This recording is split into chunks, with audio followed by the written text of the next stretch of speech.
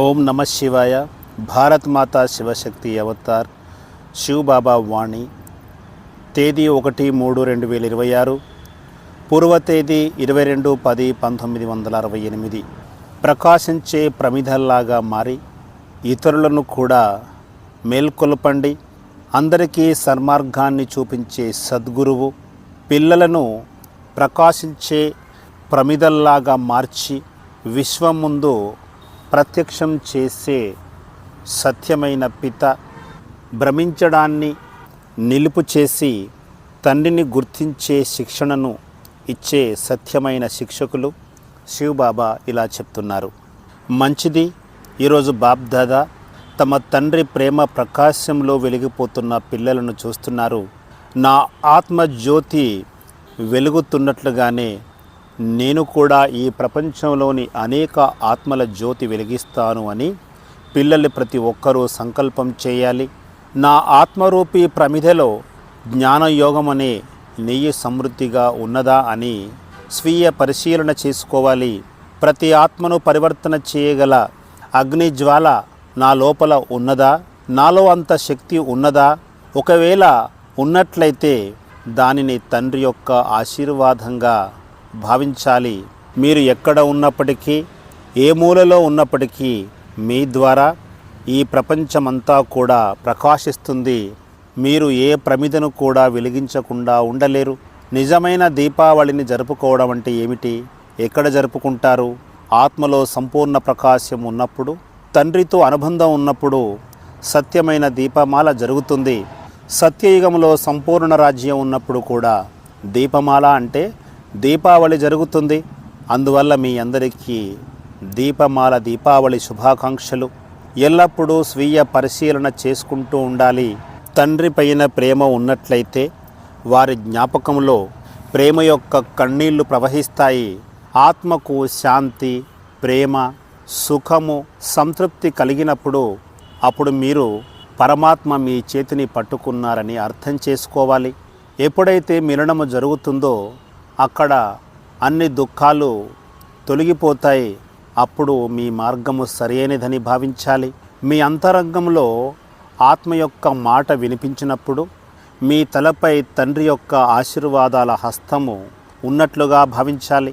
పరమాత్మ ప్రేమ హృదయంలో ఉప్పొంగాలి. మీ దృష్టిలో వారు తప్ప మరెవరు కూడా కనిపించకూడదు. అలాంటి సందర్భంలోనే మీ హృదయ మందిరంలో పరమాత్మ స్థానాన్ని సంపాదించారని అర్థం చేసుకోవాలి.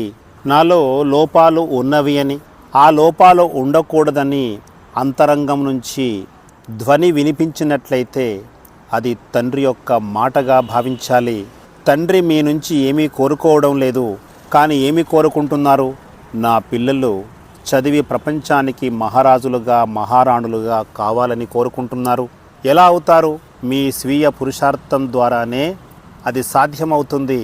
తండ్రి ప్రతి ఒక్కరికి సహాయ సహకారాలు అందిస్తారు, కానీ పిల్లలు ధైర్యాన్ని వహిస్తున్నారా? మీరు మాయ ముందు లొంగిపోయినట్లయితే తండ్రి ఏమి చేయగలరు? తండ్రి చివరి శ్వాస వరకు తోడుగా ఉంటారు. నేను మాయ యొక్క ఆధీనంలో ఉన్నానా, లేదా తండ్రి ఒడిలోన ఉన్నానా అని పిల్లలు ప్రతి ఒక్కరూ పరిశీలించుకోవాలి. ఎవరినైనా చూసినప్పుడు తండ్రి జ్ఞాపకం వచ్చి ఆ తర్వాత నాకు తండ్రి గుర్తుకు వస్తే దానిని పురుషార్థంగా చెప్పరు.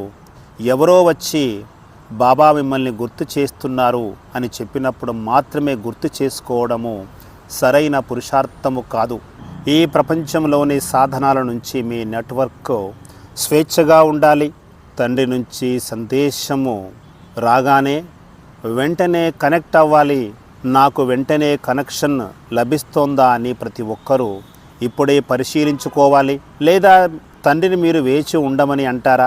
నెంబర్ వార్ పురుషార్థం అనుసారంగా ప్రతి ఆత్మ, పిల్లలు ప్రతి ఒక్కరూ ప్రకాశిస్తున్నారు. మీరు ప్రపంచం యొక్క స్టేజ్ పైన ఉన్నారు. మీ పైన ప్రపంచం యొక్క దృష్టి కేంద్రీకరించబడి ఉంది. మీ ప్రకాశము ఎంతటి స్థాయిలో ఉన్నదో దానిని ప్రపంచం చూస్తోంది. మీ ప్రకాశం ఎంత ఉందో దానిని ప్రపంచం చూస్తుంది. ఎవరూ చూడడం లేదు అని అనిపించినప్పటికీ అది వాస్తవం కాదు. మిమ్మల్ని ప్రపంచం మొత్తం గమనిస్తోంది. నాలో ఎంతటి ప్రకాశము ఉన్నది అని ఎప్పటికప్పుడు ప్రశ్నించుకొని గుర్తుంచుకోవాలి. నా ఆత్మలో ఎంత వెలుగు ఉంది అని కూడా ప్రశ్నించుకోవాలి. తండ్రి సమానంగా మారి, తండ్రి ఇంటికి అంటే మన సత్యమైన ఇంటికి వెళ్ళాలి. బాబా మేము మీ ముందుంటే బాగుండేది అని ఈరోజు ఈ మిలనానికి దూరంగా ఉన్న పిల్లలు ఆలోచిస్తున్నారు. కానీ తండ్రి వారికి బదులు చెప్తున్నారు, మీరు తండ్రి సమక్షంలోనే ఉన్నారు. పిల్లలు ప్రతి ఒక్కరూ తండ్రి ముందు ఉపస్థితులుగా ఉన్నారు. అలాగే తండ్రి కూడా పిల్లల ముందు ఉపస్థితులై ఉన్నారు. తండ్రి తమను తాము పిల్లల యొక్క హృదయానికి సమీపంలో ఉన్నట్లుగా భావిస్తారు. కానీ పిల్లలు కూడా అలా భావిస్తున్నారా? అలాంటి పిల్లలందరికీ పరంధామ నివాసి అయిన బాబ్దాదా యొక్క మధురమైన ప్రియస్మృతులు. పిల్లలు ప్రతి ఒక్కరికి తిరిగి లభించిన పిల్లలకు, ఇంతకాలంగా తప్పిపోయిన పిల్లలకు బాబ్దాదా యొక్క స్నేహపూర్వకమైన ప్రియస్మృతులు. ప్రతి క్షణము చివరి క్షణమే. ఏదైనా అకస్మాత్తుగా జరగవచ్చు. ఏది జరిగినప్పటికీ నా ఆత్మకు ఏమీ జరగదు అని భావించాలి. మీరు ఆత్మగా భావిస్తే మీకు ఏమీ కాదు. ఈ శరీరం ఈరోజు ఉంటుంది, రేపు ఉండకపోవచ్చు. నేను ఆత్మను, అజర్ అమర్ అవినాశిని. నాకు ఎప్పుడూ నాశనము లేదు. మృత్యువు నన్ను తినలేదు. మృత్యువు ఎవరిని తింటుంది? ఈ శరీరాన్ని తింటుంది. ఆత్మను మృత్యువు ఎప్పటికీ తినజాలదు.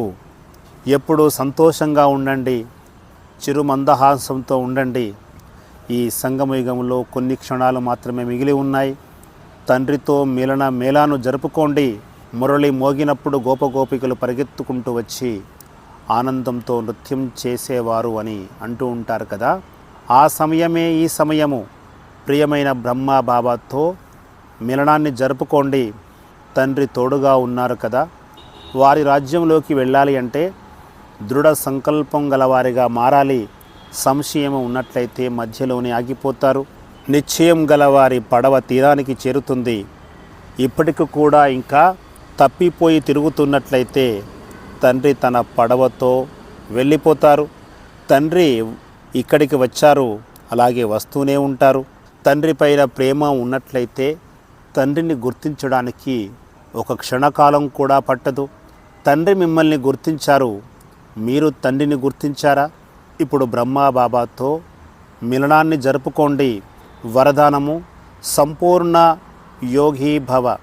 ఎలాంటి సమస్య అయినప్పటికీ, ఎలాంటి ఆపద అయినప్పటికీ అది వినోదంలాగా అనిపించాలి. హాయ్ హాయ్ అనే మాట కాకుండా ఓహో అనే మాట రావాలి. దుఃఖము కూడా సుఖములాగా అనుభవము కావాలి. దుఃఖము సుఖమును సమానంగా స్వీకరించాలి. నింద స్తుతిలో సమానంగా ఉండాలి. దుఃఖము యొక్క ప్రభావంలోకి రాకూడదు. దుఃఖాన్ని కూడా సుఖము యొక్క దినాల ఆరంభంగా భావించాలి. దీనినే సంపూర్ణ యోగి స్థితి అని అంటారు. ఓం నమః శివాయ.